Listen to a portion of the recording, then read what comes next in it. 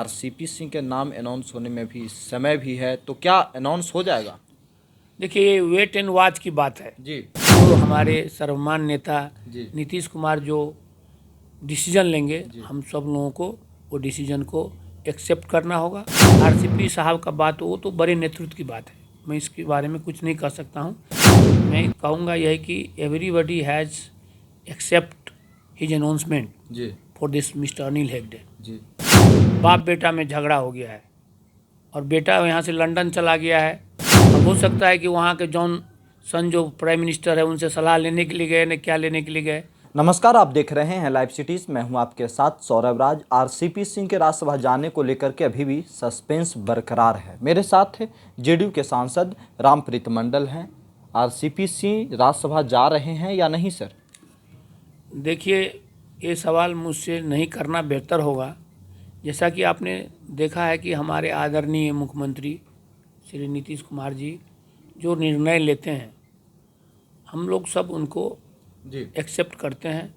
जैसा कि आपने देखा, कल हमारे आदरणीय अध्यक्ष, राष्ट्रीय अध्यक्ष जनता दल यू के ललन बाबू, उन्होंने भी यही कहा है कि जो हमारे सर्वमान्य नेता नीतीश कुमार जो डिसीजन लेंगे, हम सब लोगों को वो डिसीजन को एक्सेप्ट करना होगा और मंजूरी करना होगा, मंजूर करना होगा।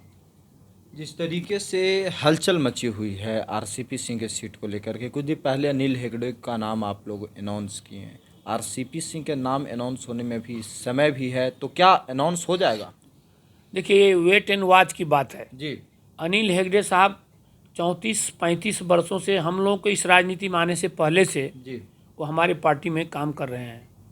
और जैसा कि मुझे अनुभव है, 97 में मैं बिजनेस मणिपुर में मेरा था होटल, उन्होंने उस समय के आदरणीय स्वर्गीय जो जॉर्ज साहब थे उनके साथ वो आते थे, हमारे होटल में रुकते थे और उनका सादगी को मैंने देखा हूँ।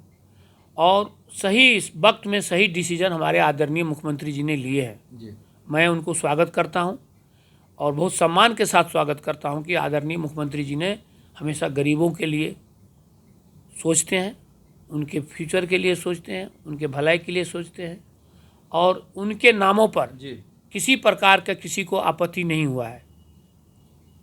मैं कहूँगा यह कि everybody has accept his announcement जी for this mister Anil Hegde. जी तो आप लोगों को भी मैं क्या कहूँगा, अभी हमारे पार्टी में आदरणीय मुख्यमंत्री जी जो डिसीजन लेते हैं सबको मान होता है और उनका देखरेख अध्यक्षता हमारे ललन बाबू कर रहे हैं। जी तो दोनों देखिए नीति दोनों चाणक्य है हमारे पार्टी में और हम लोग को जो डिसीजन लेते हैं उनको एक्सेप्ट करना चाहिए। और आप देखे होंगे कि हमारे पार्टी में किसी प्रकार की ऐसे नहीं है। अब रह गई हमारे आदरणीय आरसीपी साहब का बात, वो तो बड़े नेतृत्व की बात है, मैं इसके बारे में कुछ नहीं कह सकता हूँ। लेकिन वेट एंड वॉच की बात है, 2-4 रोज में फाइनल हो जाएगा किनको टिकट मिलने जा रही है, किनको नहीं मिलने जा रही है। हर चीज़, हर चुनाव दिलचस्प हो रही है बिहार में। पहले एमएलसी का चुनाव, फिर उपचुनाव, अब राज्यसभा का चुनाव, सब दिलचस्प होता है बिहार में। देखिए, दिलचस्प जो होता है उसी में मज़ा है, सस्पेंस बना रहता है सस्पेंस कि कल क्या होने वाला है। अब आप देखिए, आरजेडी का बात ले लीजिए, कोई सस्पेंस नहीं है। बाप बेटा में झगड़ा हो गया है और बेटा यहाँ से लंदन चला गया है। अब हो सकता है कि वहाँ के जॉन सन जो प्राइम मिनिस्टर है उनसे सलाह लेने के लिए गए, न क्या लेने के लिए गए। देखिए, यही आप लोगों में दिक्कत है। आप लोग अपना घर को नहीं देख रहे हैं, दूसरे के घर को देख रहे हैं। देखिए, मेरे घर में इसी तरह से, हमारे घर में कुछ किसी प्रकार की तो घटना नहीं है, किसी प्रकार की दिक्कतें नहीं है। दिक्कत नहीं कैसे? आरसीपी सिंह के नाम पे दिक्कत है? नहीं, आरसीपी सिंह के नाम से अभी तक कोई दिक्कत नहीं है जी।